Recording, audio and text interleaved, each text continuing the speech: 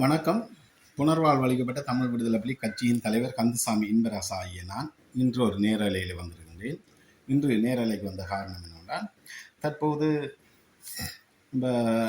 அண்மையிலே கைது செய்யப்பட்ட சங்கீதன் அவர்களை விடுதலை செய்யப்பட்டிருக்கின்றார்கள்.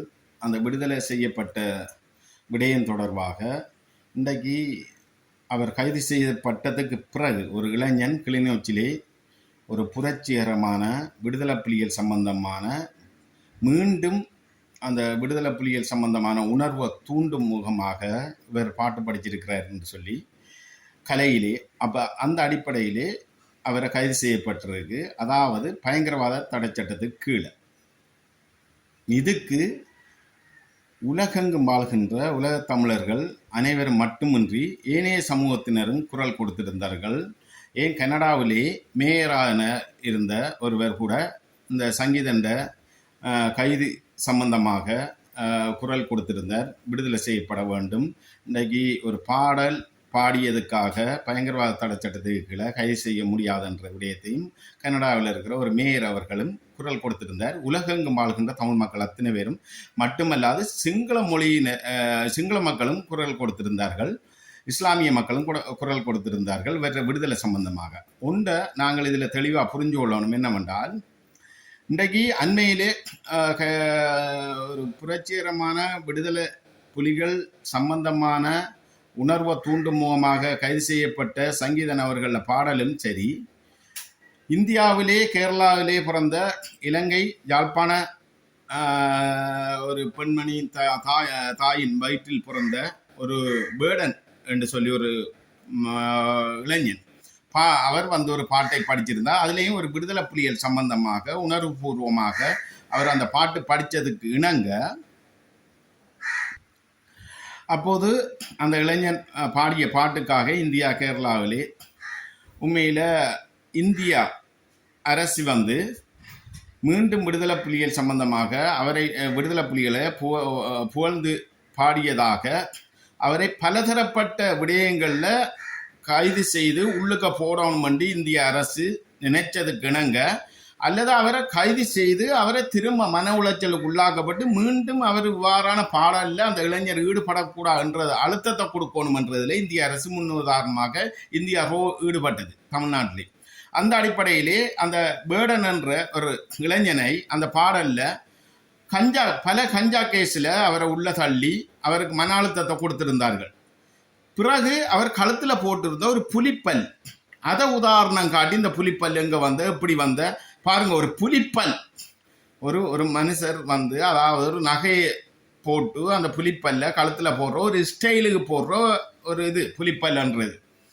அந்த புலிப்பல் எவ்வாறு வந்தன்னு ஒரு புலிப்பல்லில் கூட இந்திய அரசு இந்திய பயப்படுதென்றால் இன்றைக்கு விடுதலை புலிகளுக்கு எந்த அளவுக்கு பயப்பட்டு இருக்குது, விடுதலை புலிகளை எந்த அளவுக்கு அழிச்சிருக்குது, எங்களோட மக்களை எந்த அளவுக்கு அழிச்சிருக்கு இந்தியாரோ என்றதை சிந்திக்கணும் ஒரு புலி பல்லுக்கு. அப்போ அதே மாதிரி அந்த வேடனுக்கு பலதரப்பட்ட அழுத்தத்தை கொடுத்து புலிப்பல் சம்பந்தமாகவும் கேஸை போட்டு அழுத்தத்தை கொடுத்து அந்த இப்போ அவரை மடக்கி வச்சிருக்கின்றார்கள் இந்தியா என்னன்னு சொல்லுவோம். அதே மாதிரி இன்றைக்கு கிளிநொச்சியிலே நடந்த சங்கீதன் என்ற நபரையும் அரெஸ்ட் பண்ணப்பட்டு பயங்கரவாத தடை சட்டத்துக்கு அரெஸ்ட் பண்ணப்பட்டு உண்மையிலே இது பேசும் பொருளாக போய் இலங்கை அரசாங்கத்துக்கு மிகப்பெரிய ஒரு அழுத்தம் வர தோங்கிட்டு. அப்போ இலங்கை அரசாங்கத்துக்கு மிகப்பெரிய அழுத்தம் வர தோங்குறதுக்கு காரணம் என்னவென்றால், இன்றைக்கு எங்கட அரசியல்வாதியினர், எங்கட இளைஞர்கள், எங்கள யுவதிகள், எங்கட மக்கள் வீதியில் இறங்கி போராட தோங்கிட்டார்கள். அது பேசும் பொருளாக போயிட்டு அது அரசியல் உள்நோக்கம் இருந்தாலும் இது இந்த பயங்கரவாத தடை சட்டத்துக்கு கீழே அரெஸ்ட் பண்ணப்பட்ட இளைஞன் சங்கீதன் அவர்கள விடயம் பேசும் பொருளாக உலகெங்கும் போய்விட்டது. போனால் அனூரா அரசாங்கத்துக்கு பெரிய ஒரு அழுத்தம் வரப்போகுது. இன்றைக்கு ஒரு பாடல் பாடியதுக்கே தமிழனை அடக்கி ஒடுக்கி பயங்கரவாத தடை சட்டத்துக்கு கீழே தள்ளுற நிலைமைக்கு இதுக்கு முதல் இருந்த அரசாங்கம்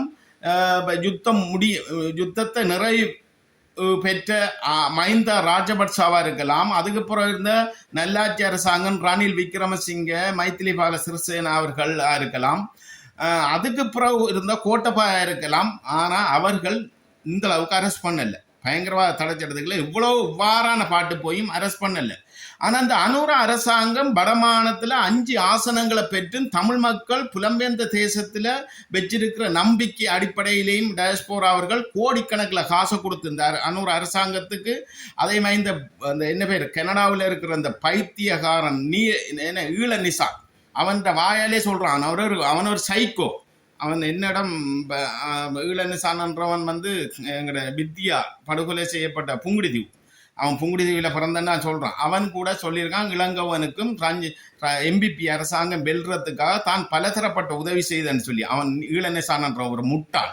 அதுக்குள்ள அவன் விடுதலை புலிகள் சம்பந்தமாக தமிழ் இனத்தை பற்றி தேசியத்தை பற்றி கேட்கிறான். ஈழநிசாம் படு முட்டாள், படு கேவிலங்கட்டவன் தான் அவன். அவன் சந்தர்ப்பம் அவனுக்கு அர்ஜுனாவும் சரி ஈழநிசானும் சரி அவர் எம்பிபிக்கு சப்போர்ட் பண்ணாராம் வெல்றதுக்கு. இவ்வளவு தமிழ் மக்கள் இருக்க எம்பிபிக்கு சப்போர்ட் பண்ணாராம் வந்து ஈழநிசான் சொல்றான். சரி, அது ஒரு புறம் இருக்கட்டும். இவ்வாறான துரோகிகளால தான் எங்கட இனம் இன்றைக்கும் தமிழ் தேசியத்தை கொண்டு போயலாம், பயங்கரவாத தடை சட்டத்தை எடுக்க இயலாது, விடுதலை புலிகள் தடை எடுக்க இயலாது, தமிழ் மக்களுக்கு எந்த விதமான ஒரு அடிப்படை சுதந்திரம் கூட இல்லைன்றதை இந்த ஈழநிசான போன்றவர்கள் இந்த அர்ஜுனா போன்றவர்கள் செய்கிற செயல் திட்டத்தால. சரி, ஓகே, அது ஒரு புறம் இருக்கட்டும். அப்ப இந்த எம்பிபி அரசாங்கத்துக்கு வந்த அழுத்தத்தால தான் டப்பன முடிச்ச போட்டு விட்டது. என்னென்றால் இன்றைக்கு அரெஸ்ட் பண்ணப்படுது சங்கீதன் அவர்கள். ஆனா இன்றைக்கு உடனே ஆஜராகிறார் சுமந்திரன், தேசத்துறை லட்சுமண் கதிராமன், சின்ன லட்சுமண் கதிராமன். இன்றைக்கு அமெரிக்காவிலே போய் விடுதலை புலிகளுக்கு தடை செய்யப்பட்டு விடுதலை புலிகளை தடை செய்யணும், விடுதலை புலிகள் ஒரு பயங்கரவாதி என்று சொன்னதில் வந்து லட்சுமண் கதிராமன், நீலம் திருச்செல்வன். அடுத்தது இந்த ஐநா சபையிலே போய் விடுதலை புலிகளையும் போர்க்குற்றத்தில் விசாரிக்கணும் என்று சொன்னது இந்த தேசத்துறை சுமந்திரன். அப்ப இந்த சுமந்திரனுக்கு எவ்வாறு தெரியும் இன்றைக்கு இவர் அரெஸ்ட் பண்ணப்பட்டிருக்குன்னு சொல்லி இவருக்கு ஆஜராகிற போறார். போய் இன்றைக்கு இவருக்கு ஆதரவாக வழக்கு பேச போயிருந்தவர் அவங்களோட தாயோட. அதே மாதிரி தான் ஏற்கனவே கொல்லப்பட்ட ஒரு மருமகனால கொலை செய்யப்பட்ட ஒரு விரிவுரையாளர் ஒரு பெண்மணியில பிள்ளைக்கா வக்காலத்து வாங்க போனவர் தான் இந்த சுமந்திரன் என்றவர். அவர் வந்து கங்கணங்கட்டி ஆடிக்கொண்டிருக்கார். இந்த வடமாகாண சபையில தான் இடத்த பிடிக்கிறது. இவன் எல்லாம் வடமாகாண சபையில முதலமைச்சரா வருவானண்டா இன்றைக்கு எந்த தங்கு தடையும் இன்றி இவன் நினைச்ச மாதிரி என்ன சொல்றது இவன் நினைச்ச மாதிரி எங்கட தமிழ் இந்து மக்கள் அத்தனை பேரையும்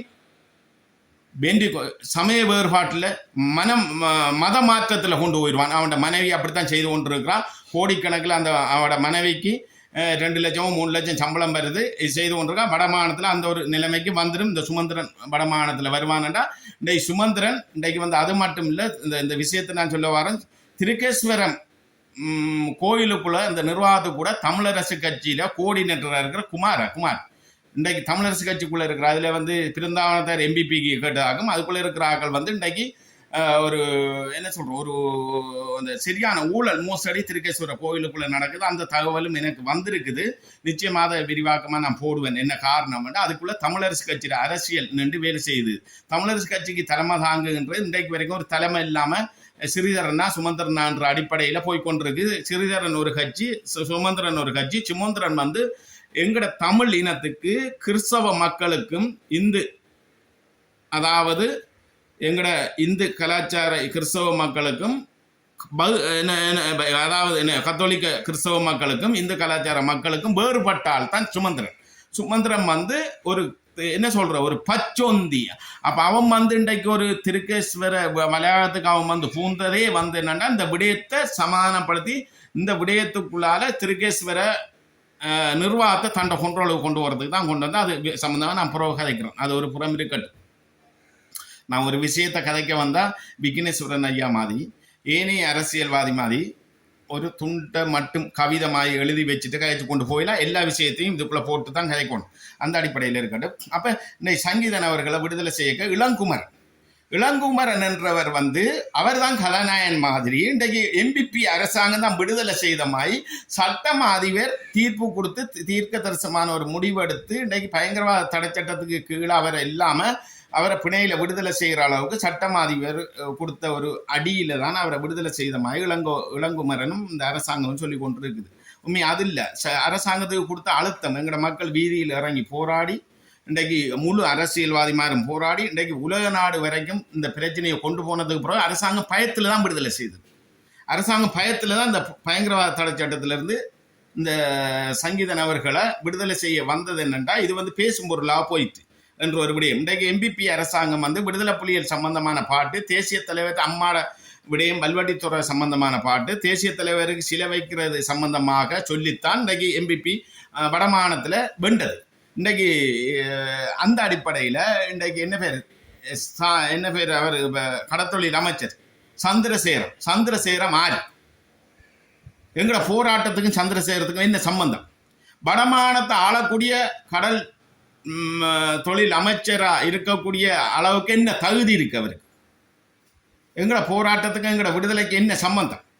அப்போ அப்படியானவர்கள் வந்து இன்றைக்கு எங்களோட வடமாநிலத்தை ஆள்ற அளவுக்கு எங்களோட கேடுகட்ட அரசியல்வாதி மாதிரி விட்டு கொடுத்த சந்தர்ப்பம் தான். இன்றைக்கு சிறிதரனா இருக்கலாம், கஜேந்திரகுமார் இருக்கலாம், இல்லை சுமந்திரன் தம்பிடுவோம். சுமந்திரம் வந்து இன்றைக்கு வந்து போராட்டம் நீடிச்சிருந்தா இன்றைக்கு லட்சுமண் கதிராமருக்கு விடுதலை புலிகள் என்ன சம்மந்தம் தீர்ப்பு கொடுத்தார்களோ அதை சுமந்திரனுக்கு கட்டாயம் கொடுத்துருப்பார்கள். அதில் மாற்றுக்கிறதுக்கு இடம் இல்லை. போராட்டம் நீடிச்சிருந்தா இப்பயும் ஒரு கட்டத்தில் இந்த 5 வருஷமா 10 வருஷத்திலேயே ஒரு போராட்டம் நிச்சயமாக மீண்டும் ஒரு ஆயுத போராட்டம் ரீதியாக இந்த இலங்கையில் தமிழ் மக்கள் விடுதலை புலிகள் ஆயுதம் தூக்க வேண்டிய நிலைமை வந்தால் முதலாவது சுமந்திரன் தான். எங்களுக்கு அல்பர்ட் துரையப்பாவிலிருந்து ஆரம்பிக்கிறவன் சுமந்திரன்.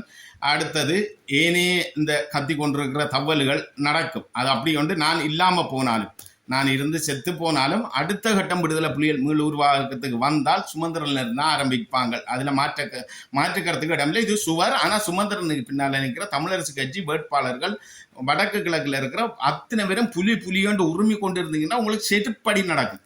சுமந்திரனுக்கு பின்னால் நிற்கிற தமிழரசு கட்சி போராளிகள் நின்று கொண்டு அவனுக்கு வக்காலத்தை எடுத்து கொண்டு கொடுத்தீங்கன்னா உங்களுக்கு செருப்படி மட்டும் இல்லை, சுமந்திரனுக்கு கொடுக்குற தீர்ப்பிலே இப்போ இல்லை, இன்னும் 10 வருஷமா 20 வருஷமா நான் செத்ததுக்கு பிறகுதானும் ஒரு புலியன்று சொல்லி மீண்டும் உருவாகினாங்கண்டா இலங்கை அரசாங்கத்துக்கும் விடுதலை புலிகளுக்குமான சண்டை இருக்காது. ஆனால் இந்திய அரசாங்கத்துக்கு எதிரான சண்டை ஒன்று இருக்கும். இந்தியா வந்து எங்களுக்கு எப்பவும் துரோகி தான். இந்தியா எதிரி இல்லை, துரோகி.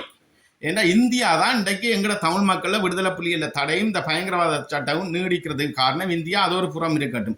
இன்றைக்கு சங்கீதன் அவர்களில் விடுதலையில் இளங்குமரன் அவர்கள் இன்றைக்கு தான் விடுதலை செய்ததாகவும் அதில் வந்து சங்கீதன் அவர்கள் சொல்றார், இளங்குமரன் அண்ணன் இல்லாட்டி தான் வெளியில வரமாட்டேன் என்ற ஒரு விடயத்தையும் சொல்றார்.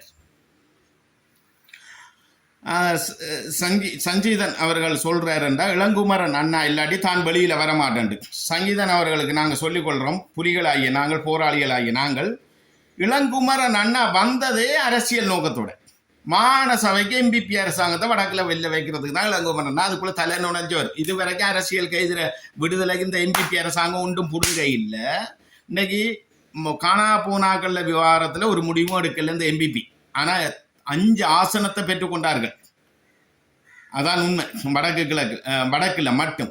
ஆனால் இன்றைக்கு காணா போனாக்களுக்கு தீர்வு. அதை விட இந்த எம்பிபி அரசாங்கம் வரக்குள்ளே சொல்லி வந்தவர்கள் இந்த பயங்கரவாத தடை சட்டத்தை தான் வந்தோனி நிச்சயமாக நீக்குவன் என்று தான் இந்த அனுரகுமார திசாநாயக் அவர்கள் ஆட்சியை பிடிச்சவர்.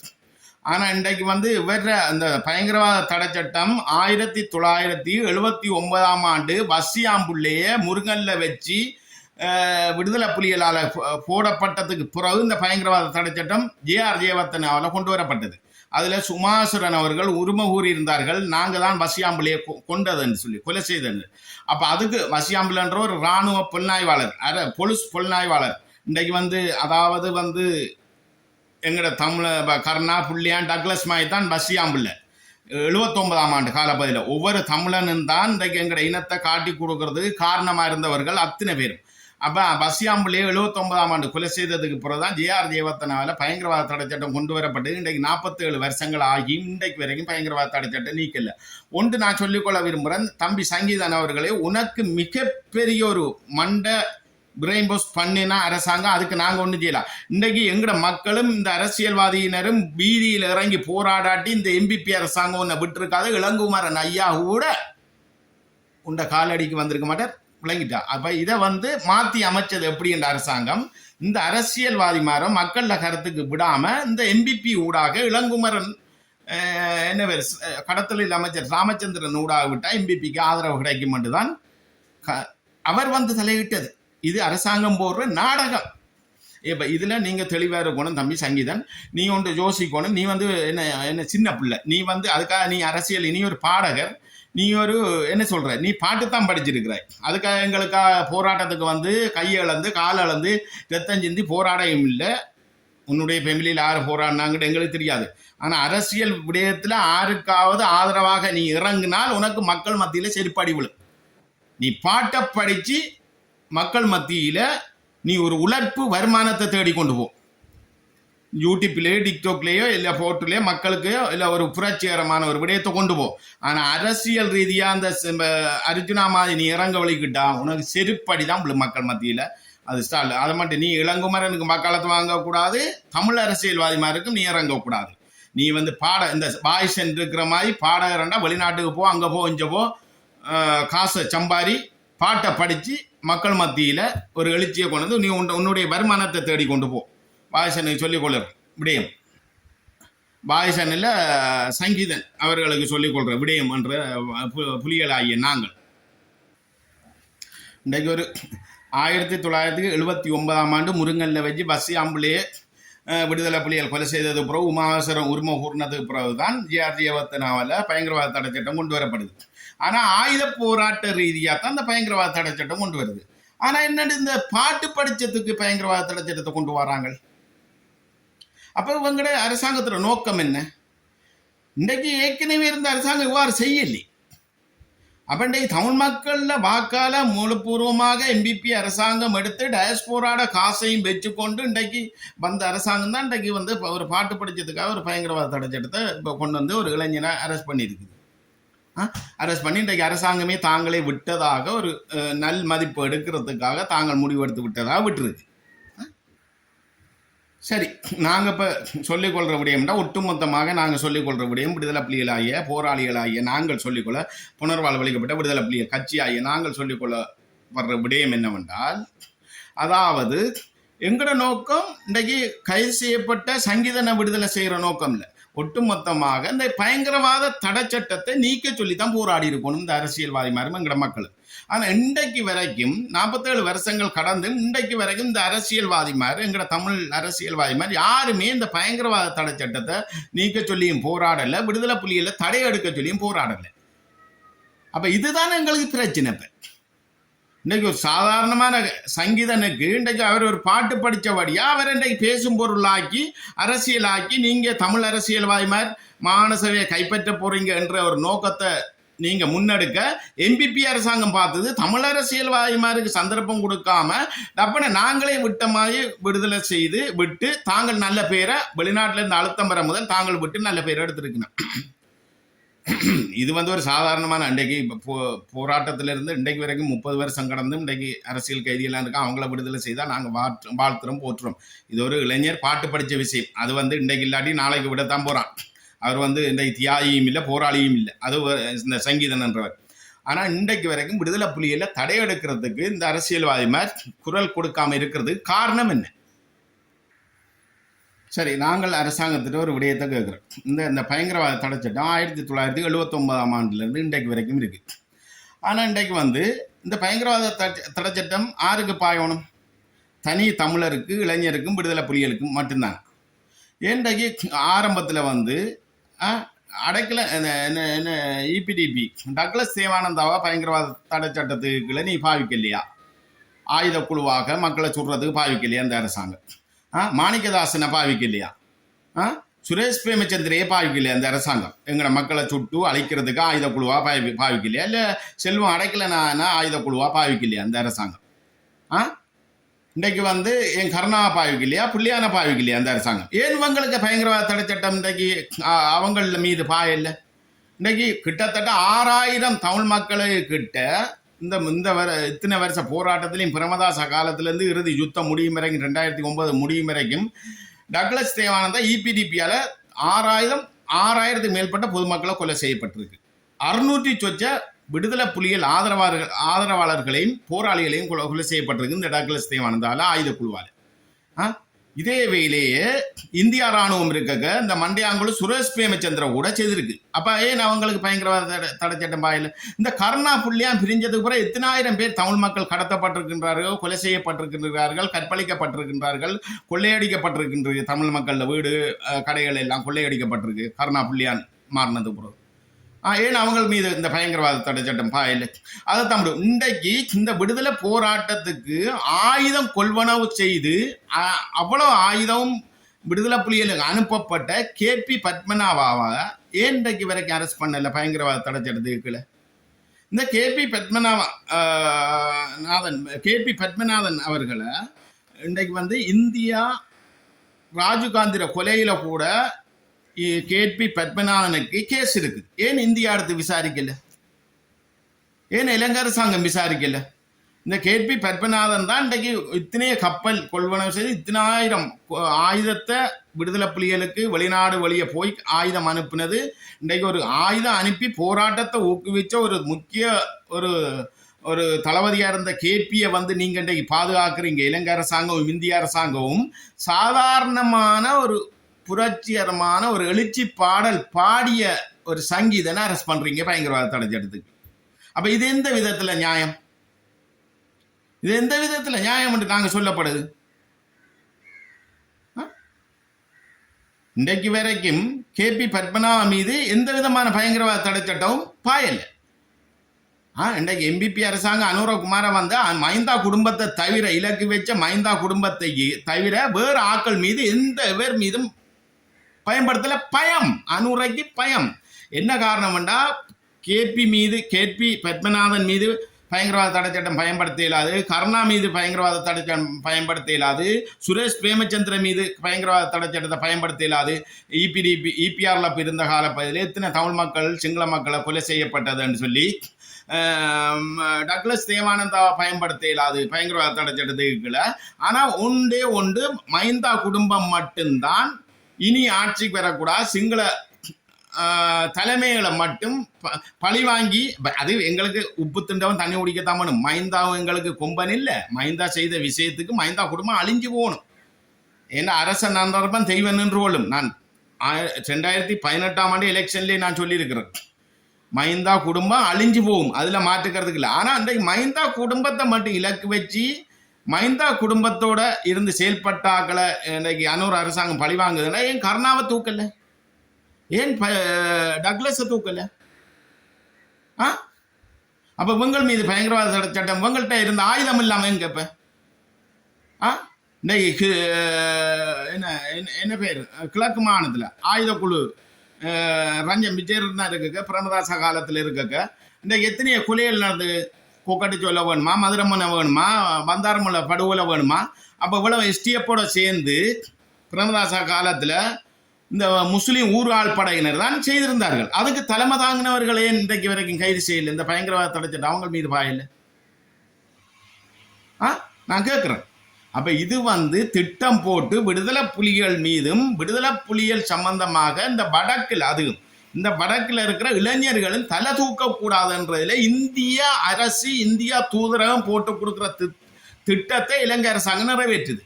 எங்களுக்கு இந்த இந்தியா தான் துரோகி. எங்களுக்கு இந்தியா எதிரி இல்லை, துரோகி, பச்சை துரோகி. இந்த இந்தியா தான் பச்சை துரோகி. இந்தியா சொல்ற விடயத்தை மட்டும்தான் இந்த இலங்கை அரசாங்கம் நிறைவேற்றுது. அது இப்போ இருக்கிற அனூர் அரசாங்கம்ன்றதை நான் இதில் சொல்லிக்கொண்டு இன்றைக்கு அனூர் அரசாங்கத்துக்கு நான் சொல்லிக்கொள்ள விரும்புகிறேன். இந்த KP பத்மநாபா ஆயுதம் கொள்வனவு செய்து இன்றைக்கு எங்களுக்கு தடுப்பில் ஒரு போராளி கேட்கிறான், ஒரு CID பெரிய ஆள்கிட்ட கேட்கிறான். கதையை கேளுங்க. அனூர் அவர்களே, இந்த அரசாங்க MPP அனூர் அவர்கள், இளங்குமரன், இந்த ராமநாதன் என்ன பேர் அவருக்கு, சந்திரசேகர் அவர்கள் MPP அரசாங்கத்தில் இருக்கிற அத்தனை பேரும் இங்கே நான் சொல்கிறேன்.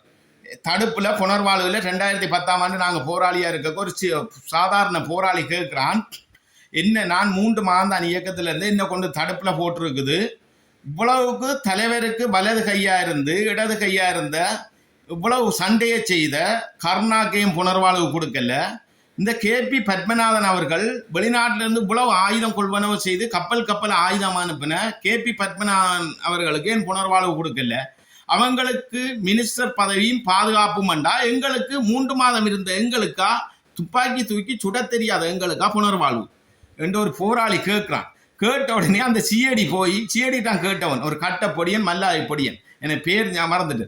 சிஐடி சொன்னால் நெஞ்சில் பிடிச்சி உலுப்பி போட்டு போய் அவரை கூட்டி கொண்டு ஒரு குமாண்டர் கூட்டி கொண்டு வரார். குமாண்டர் அவர பேர் ரணதுங்க, கன்றாயங்குளத்தில் இருந்தவர், பல காயப்பட்டிருந்தவர். அப்போ ஒரு கட்ட குமாண்டர் மேஜர், அவர் உடம்பு ஃபுல்லாக காயம், நல்ல ஒரு சண்டைக்காரன் ஆமியில். அவர் தான் எங்களுக்கு நெழுக்குளத்தில் வவுனியாவில் டெக்னிக்கல் குளத்தில் அந்த எங்களோட புனர்வாழ்வு முகாமுக்கு பொறுப்பாக இருந்தார். அவர்கிட்ட கொண்டு அந்த சிஐடி விடுறான். இவன் இப்படி கேட்குறான், கருணாக்கு புனர்வாழ்வு இல்லையா, கேபிக்கு புனர்வாழ்வு இல்லையா, 3 மாதம் இருந்த எங்களுக்கு தான் புனர்வாழ்வா, அப்போ எங்களுக்கு துப்பாக்கி தூக்கி கூட சுட தெரியாது, எங்களை பயிற்சிக்கு தான் பிடிச்சி போனவங்க என்று சொல்லி கேட்க, இவர் சிங்களத்தால் அவருக்கு மொழியாக்கம் டிரான்ஸ்லேட் செய்ய அந்த மேஜர் உடனே இவருக்கு அரைஞ்சவன், இந்த சிஐடிக்கு அரைஞ்சவன் பள்ளி இருந்தான். அவன் கேட்கறது சரியன்னு சொல்லி சொன்னான். மேல் சிலுக்குது. அவன் தான் சண்டை செய்த இராணுவம் புலிகளை மதிக்குது, சண்டை செய்யாத போலீஸ் மதிக்காது, சண்டை செய்யாத அரசியல்வாதி மாதிரி பலி தெரியாது, சண்டை செய்யாத அரச உத்தியோகத்தர்கள், டிஎஸ் ஆஃபீஸ் வேணுமா, ஹாஸ்பிட்டல் வேணுமா, அந்த உத்தியோகத்தர் அவங்களுக்கெல்லாம் பலி தெரியாது, மதிக்க மாட்டாங்க. ஆட்சி செய்கிற அரசியல்வாதி மாதிரி மதிக்க மாட்டாங்க. சண்டை செய்த இராணுவம் புலிகளில் கதையை மதிக்கும், புலிகள் இராணுவத்தை மதிக்கும், வீரனை மதிப்பான். அரைஞ்சு போட்டு சொன்னார். அவன் சொல்கிற சரி, இன்றைக்கு அவன் 3 மாதம் பயிற்சி, ஆயுதம் தூக்கி சுட தெரிய அவனுக்கு புனர்வாழ்வு, கருணாக்கு கேபிக்கு புனர்வாழ்வு இல்லை, அவன் சொல்கிற சரிதானே என்று சிங்களத்தால் பேசி போட்டு விட்டான். அதே மாதிரி நான் இன்றைக்கு சொல்கிறேன், அனுரகுமார திசாநாயக் அவர்களுக்கு இந்த கேபிக்கு இன்றைக்கு வரைக்கும் புனர்வாழ்வு கொடுக்கல. கேபியை வச்சு பாதுகாக்கிறீங்க, என்ன காரணம்? ஏன் அவருக்கு பயங்கரவாத தடைச்சட்டம் பாயாதா? இந்த கருணாக்கு பாயாதா? இந்த அடைக்கலநாதனுக்கு பாயாதா? அடைக்கலநாதன் இன்றைக்கு வரைக்கும் அவர்கிட்ட இந்திய ரோட பின்னணியில் அவர்கிட்ட ஆயுதம் இருக்குன்றலாம் சொல்கிறாங்க. இன்றைக்கு ஒரு கொலைக்கும் சம்மந்தப்பட்டிருக்கிறார், அவர்கிட்ட வாயால் சும்மா விட மாட்டேன் என்று சொல்கிறார். இன்றைக்கு சுரேஷ் பிரேமச்சந்திர சந்திரிக்கா இருந்த காலத்திலேருந்து இந்தியா ராணுவம் இருந்து பல கொலையை செய்தவர் சுரேஷ் பிரேமச்சந்திர. ஏன் அரெஸ்ட் பண்ணலை? ஏன் பயங்கரவாத தடைச்சட்டம் அவருக்கு பாயலை? அப்போ நீங்கள் உங்களோட இலக்கம் மைந்தா குடும்பத்தை மட்டும் அழிக்கிறேன். மைந்தா குடும்பத்தை நீங்கள் அழியுங்க, ரணில் குடும்பத்தை அழியுங்க, மைத்திலிபால சிறிசேனா அவர் பொம்பளை மாதிரி, அவர் சும்மா ஆள் இல்லை. பாதுகாப்பு செயலாளர் கடைசி டைமில் இருந்தோ கோட்டபாயாவுக்கு கரும்புலி வடித்து கொஞ்ச நாள் சரத் பஞ்சாபம் இதில் ஹாஸ்பிட்டல் சம்மந்தமாக போன இடத்துல மைத்திலிபால சிறிசேனா பொம்பளை, நல்லாட்சி அரசாங்கம், அவர் தான் பாதுகாப்பு செயலாளராக இருந்து சொன்னவர். தர்மபுரம் சண்டை நடக்க சொன்னாராம், ஒரு தமிழம் கூட மிஞ்ச கூட அடியுங்கண்டு. அதே நல்லாட்சி அரசாங்கத்துக்கு தான் இந்த தமிழரசு கட்சி கள்ளன்கள் முட்டு கொடுத்தது. நல்லாட்சி அரசாங்கம் மைத்திலிபால சிறிசேனா அப்பம் சாப்பிட்டு அவங்களை அழியுங்க, எங்களுக்கு அது பிரச்சனை இல்லை. ஆனால் உங்களோட இலக்கு அனுரகுமார திசாநாயக்கோட இலக்கு மைந்தா குடும்பத்தை பழி வாங்கிட்டு இந்த தமிழ் ஒட்டுக்குழுக்கள் அத்தனை பேரையும் விடுதலை செய்கிறேன். நாங்கள் புனர்வாழ்வு பெற்றிருக்கோம், எங்கள் மீது பாயலா. அனுரகுமார திசாநாயக் அவர்களுக்கு நாங்கள் சொல்கிறோம், விடுதலை புலிகள் மீது உங்களோட பயங்கரவாத சட்டம் பாய இல்லாது. ஏன்னா நாங்கள் 2.5 வருஷம் 3 வருஷம் புனர்வாழ்வு பெற்று வந்திருக்கோம். ஜனநாயகத்தில் எங்களோட உண்மையை கதைக்கிறோம். நாங்கள் யூஎன்ல பதியப்பட்டிருக்கிறோம். நாங்கள் மீண்டும் ஆயுதம் ஏந்த மாட்டோம் தெளிவாக சொல்கிறோம். இன்றைக்கு 17 வருஷங்கள் கடந்து இன்றைக்கும் இலங்கை அரசாங்கத்துக்கு எதிராக ஒரு ஆர்ப்பாட்டத்துக்கு நாங்கள் போக மாட்டோம். ஒரு வன்முறையில் நாங்கள் இறங்கல. புலிகள் ஒரு துவக்கெடுத்து சுடை இல்லை 17 வருஷத்துக்கும். ஆனால் இனிமேலும் அப்படித்தான் நாங்கள் இருப்போம். நாங்கள் கடைசி வரையும் இலங்கை அரசாங்கத்துக்கு பயப்பட மாட்டோம். என்ன நாங்கள் புனர்வாழ்வு பெற்றிருக்கோம். ஆனால் இந்த ஒட்டுக்குழுக்கள் அத்தனை பேருக்கு நீங்கள் புனர்வாழ்வு கொடுக்கணும். குறிப்பாக கேபி, கருணாக்கு, சுரேஷ் பிரேமச்சந்திரன், டக்ளஸ் தேவானந்த் அவர்களுக்கு இந்த பயங்கரவாத தடைச்சட்டம் ஏன் பாயல? இதுக்கு இந்தியா தான் காரணம். இந்தியா தான் அவங்களோட ரோலுக்கு வச்சிருக்கு. இந்தியா பச்சை துரோகி. இந்தியா யாழ்ப்பாணத்திலிருந்து இந்தியா தூதரகத்தை நாங்கள் வெளியேற்றுவோம்.